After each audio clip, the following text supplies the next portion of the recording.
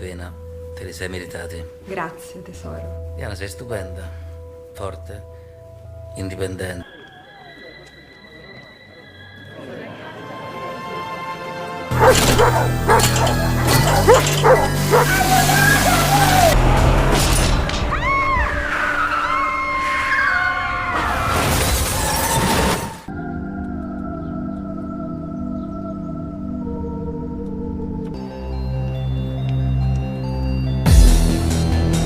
Film dibuka dengan diperlihatkannya sesosok wanita bernama Victory yang baru saja keluar dari hotel pinggiran kota. Diketahui jika si Victory ini bekerja sebagai konsultan cinta instan alias kupu-kupu malam spesialis aplikasi hijau. Victory pulang dengan sumringah, membawa serta sedikit uang dari hasil kerjanya itu. No, grazie Carlo.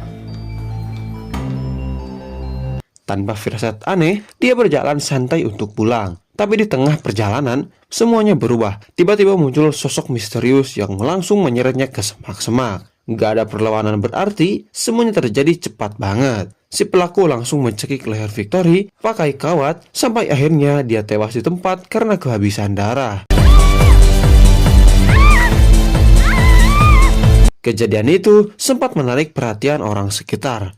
Beberapa warga yang lewat mulai ngumpul, tapi seperti biasa, lebih banyak yang jadi penonton daripada penolong. Gak lama kemudian, dua karyawan hotel datang dan langsung menghubungi pihak kepolisian.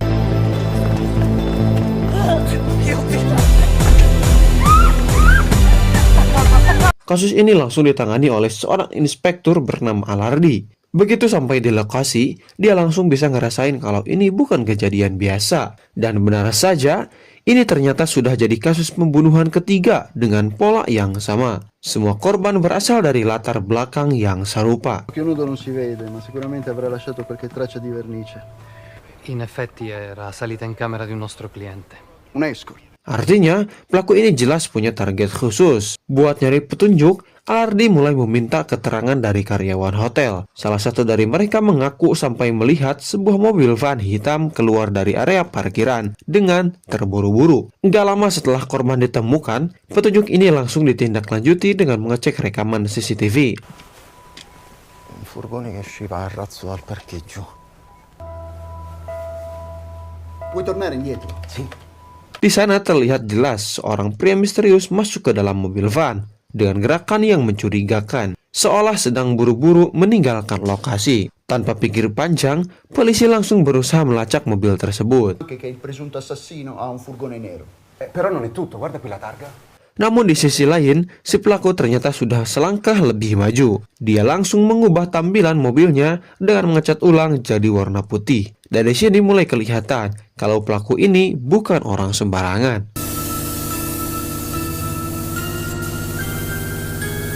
Cerita kemudian berpindah ke sosok wanita lain bernama Diana. Dia punya profesi yang sama seperti Victory, tapi dengan level yang jauh berbeda. Diana bisa dibilang berada di kelas-kelas atas kliennya eksklusif. Tempat kerjanya di hotel mewah, dan tarifnya pun gak main-main. Quando vuoi sai dove trovarmi, eh?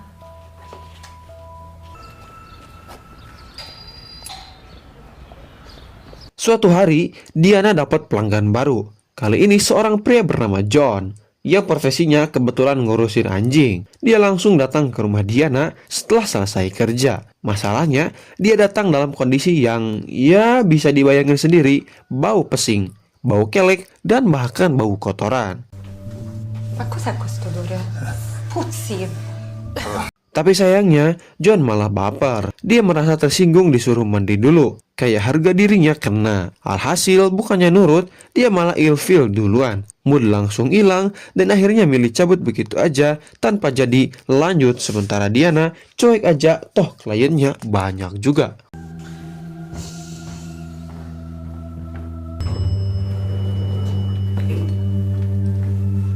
Benar aja, malam harinya Diana datang ke sebuah hotel mewah buat ketemu pelanggan berikutnya. Seorang pria tua kaya raya sugar daddy khas perkotaan. Awalnya sih terlihat menjanjikan, tapi belum lama ketemu, Diana langsung ngerasa ada yang enggak beres. Immagino che sei disposta a tutto. No.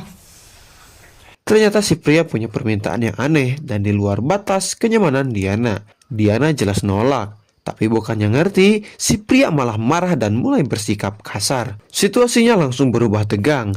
Diana nggak tinggal diam, lalu dengan cepat dia ambil semprotan yang ada di tasnya.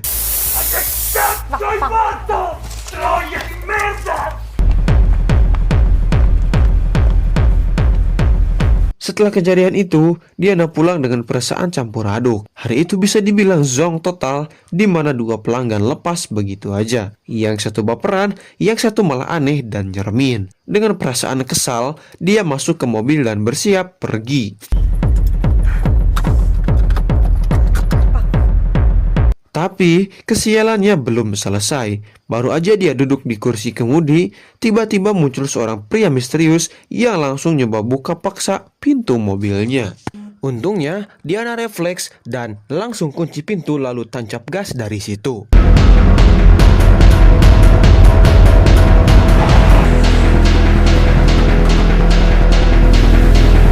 Kejar-kejaran pun terjadi, di mana Diana yang panik setengah mati ngebut tanpa mikir panjang. Diana yang panik kehilangan kontrol dan dalam hitungan detik, tiba-tiba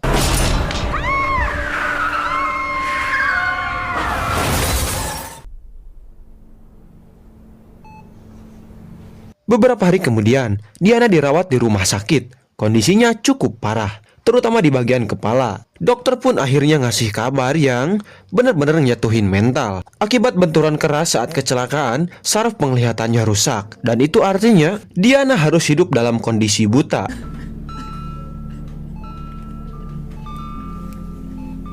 Di detik itu, dunianya langsung runtuh. Seorang wanita yang selama ini hidup mandiri sekarang harus menghadapi kenyataan yang benar-benar di luar kendalinya. Dan tragisnya, Diana bukan satu-satunya korban dalam kecelakaan itu. Mobil yang dia tabrak ternyata berisi satu keluarga. Seorang anak bernama Chin selamat, tapi harus kehilangan ayahnya yang meninggal di tempat.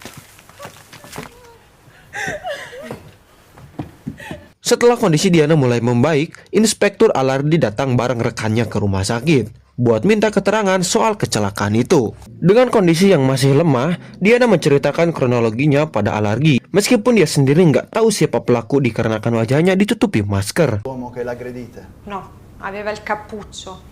E poi comunque era notte, era tutto buio. Namun, Diana bilang kalau pria itu sempat ngejar dia pakai mobil van warna putih. Sampai akhirnya dia panik dan kecelakaan. Nah, di titik ini Alardi langsung kepikiran sesuatu. Mobil van putih. Detail itu langsung nyambung ke kasus sebelumnya. Bisa jadi orang yang nyerang Diana adalah pelaku yang sama, yang ngebunuh Victory. Bianco. Sì, È sicura? sì. L'avrà fatto riverniciare, può essere una pista. Il castigo di Jos. Ti ho sentita? Beberapa waktu kemudian, setelah dinyatakan cukup pulih, Diana akhirnya diperbolehkan pulang. Tapi hidupnya jelas enggak akan sama lagi. Sekarang dia harus belajar menjalani semuanya dari nol sebagai seorang tunanetra. Beberapa hari kemudian, dia kedatangan tamu seorang wanita bernama Rita yang merupakan seorang terapis tunanetra. Ho detto al telefono, adesso puoi contare su di me. Noi istruttori di mobilità orientale.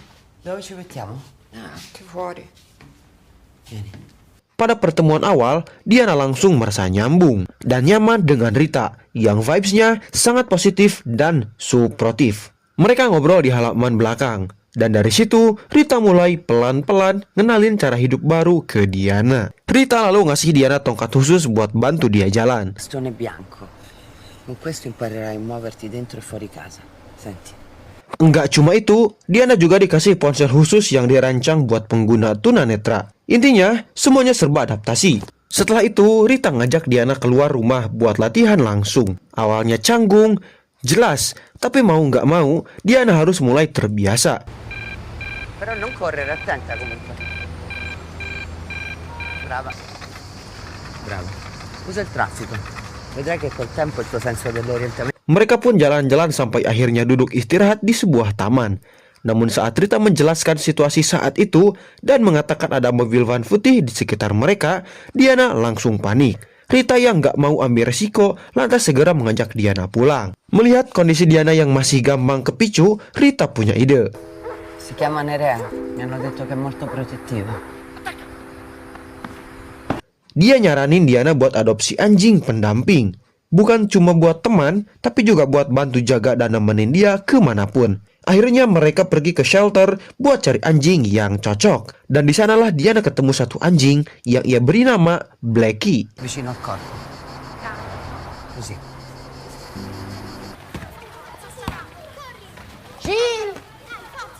Singkat cerita, keesokan harinya Diana memutuskan datang ke panti asuhan tempat Chin tinggal. Sejak kecelakaan itu, hidup anak kecil ini langsung berubah total. Ayahnya meninggal, ibunya masih koma. Dan sekarang dia harus tinggal di panti sambil nunggu keajaiban. Walaupun masa lalu Diana bisa dibilang gak bersih-bersih amat, tapi di dalam dirinya masih ada rasa empati. L'ho portato per te, puoi tenerlo. Bahkan dia bawain hadiah, yaitu sebuah gimbot untuk nemenin hari-hari Chin di sana. Enggak cuma itu, Diana juga minta maaf atas kecelakaan yang terjadi. Tapi ya namanya anak kecil yang lagi kehilangan, Chin belum bisa nerima semuanya. Bukannya senang, dia malah lempar hadiah itu. Rasa marah dan sedihnya masih numpuk. La capisce, la capisce. Solo che ha un carattere difficile.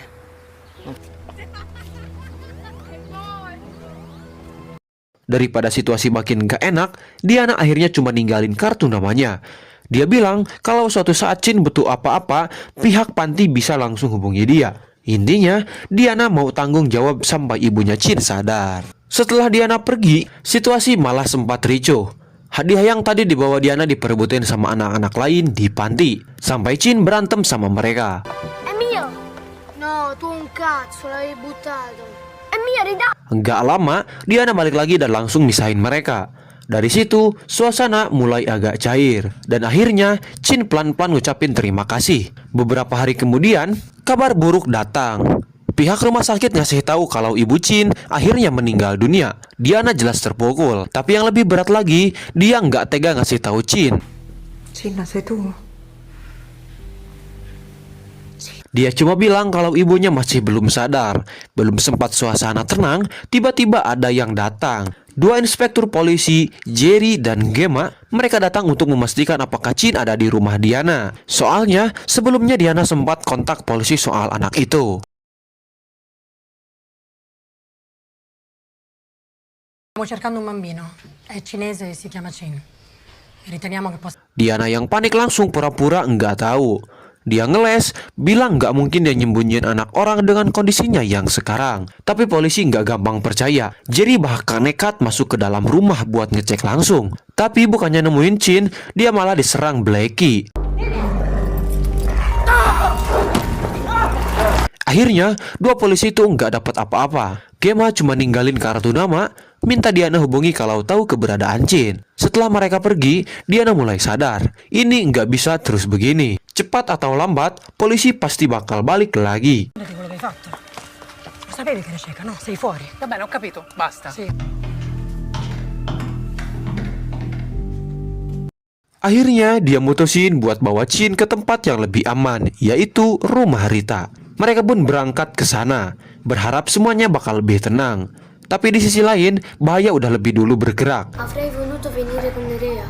Non ti preoccupare per lei. La rivedremo domani. Tapi di sisi lain, bahaya udah lebih dulu bergerak. Si pria misterius ternyata datang ke rumah Diana. Untungnya, Diana nggak ada di sana. Tapi yang jadi korban, si Blackie. Anjing yang setia itu dibius dan dibawa pergi.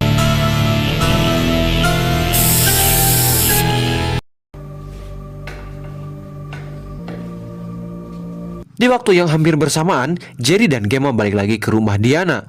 Tapi kali ini rumahnya kosong. Mereka langsung lapor ke Inspektur Alardi. Dan di saat itulah, tiba-tiba muncul mobil van putih. Tanpa peringatan, mobil itu langsung nabrak Jerry sampai tewas di tempat. Belum selesai, pelaku keluar dan dengan dingin menghabisi Gemma.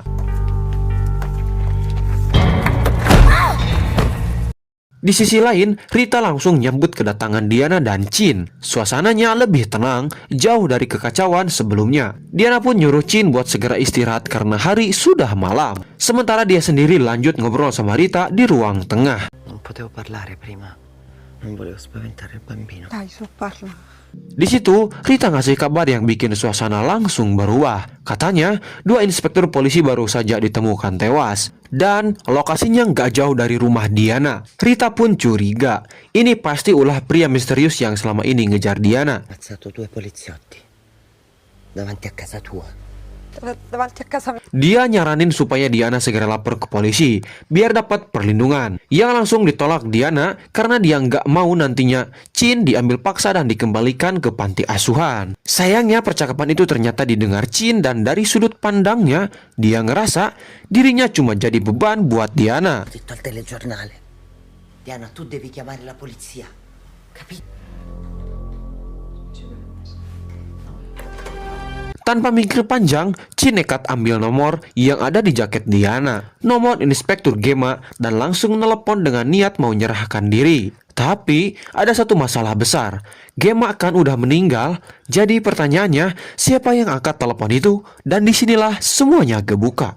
A Formello, una casetta dopo Casalinda, 2 chilometri. Orang yang jawab telepon itu ternyata si pria misterius, dan identitasnya akhirnya terungkap. Dia adalah John, ya, orang yang dulu sempat datang ke rumah Diana dan disuruh mandi. Dari situ semuanya mulai masuk akal.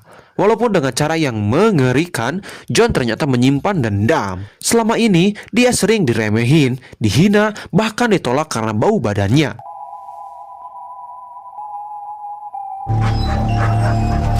Dan dari situlah dia berubah jadi psikopat. Dia menargetkan wanita-wanita yang pernah membuatnya merasa hina. Dan sekarang Diana ada di daftar itu. Lebih parah lagi, John sekarang sudah tahu lokasi mereka. Semua gara-gara satu telepon dari Chin.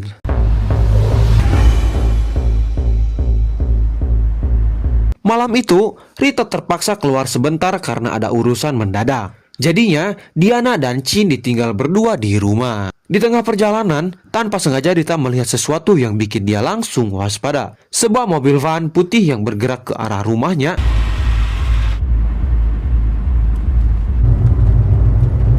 Ingat cerita Diana sebelumnya, dia langsung punya firasat nggak enak. Tanpa pikir panjang, Rita buru-buru nelpon Diana, ngasih tahu kalau ada mobil mencurigakan menuju ke sana.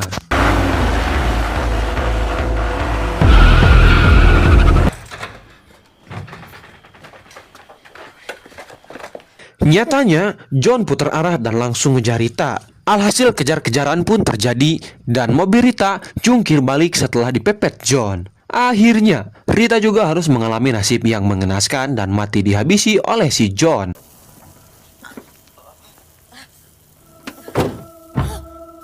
Di tempat lain, Diana langsung ngajak Chin kabur dari rumah. Tapi baru beberapa langkah, mereka malah nemuin sesuatu yang bikin hati langsung jatuh. Jasad Rita yang telah terbujur kaku, Diana dan Chin langsung hancur. No, non è vero. Rita bukan cuma teman, dia satu-satunya orang yang bantu Diana bangkit dan belajar hidup lagi. Tapi mereka nggak punya waktu buat larut dalam kesedihan. Mereka terus jalan sampai akhirnya John menemukan mereka dan berhasil menangkap, lalu membawa Chin beserta Diana ke rumah John.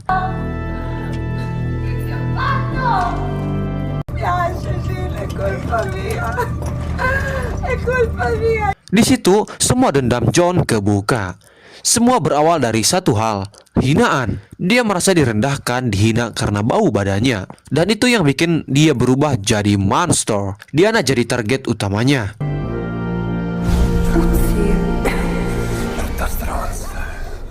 Dalam kondisi terdesak, Diana dan Chin cuma bisa berteriak. Dan teriakan itu didengar oleh satu penyelamat, yang tak lain adalah Blackie, anjing setia yang sebelumnya dibawa paksa oleh John. Begitu dengar suara Diana, Blackie langsung ngamuk, berhasil keluar dari kandangnya.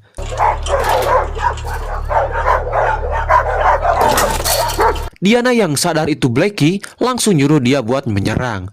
Dan tanpa ragu, Blackie langsung menerkam John, menggigit lehernya sampai semuanya berakhir di situ. Keesokan harinya, Inspektur Alardi datang bersama timnya. Kasus akhirnya terungkap. John resmi jadi pelaku dari semua pembunuhan yang terjadi. Che morte tremenda. Setelah semuanya selesai, Diana mengantar Chin ke bandara. Chin akan pergi ke Hong Kong, tinggal bersama sepupunya. Sesuai permintaan terakhir ibunya, perpisahan mereka terasa berat, tapi itu yang terbaik. Kini, hidup Diana kembali sepi. Tapi setidaknya, dia nggak sendirian. Ada satu yang tetap setia di sisinya, yaitu si Blackie. Anjing yang bukan cuma jadi teman, tapi juga penyelamat hidupnya. Dan disitulah cerita ini berakhir. Jadi kalau dipikir-pikir, film ini bukan cuma soal pembunuhan berantai atau kejar-kejaran sama psikopat. Lebih dari itu, ini cerita tentang luka. Tentang bagaimana hinaan kecil yang dianggap sepele bisa berubah jadi dendam besar yang menghancurkan banyak nyawa. Intinya, film ini ngajarin satu hal penting, yaitu jangan pernah meremehkan dampak dari kata-kata dan perlakuan kita ke orang lain. Karena kita nggak pernah tahu luka apa yang lagi mereka bawa. Kalau menurut kalian, John ini murni monster atau sebenarnya korban dari hidup yang salah arah? Dan Diana, apakah dia pantas dapat kesempatan kedua? Tulis pendapat kalian di kolom komentar. Bang Dikson pamit dan adios, permios, ngaleos.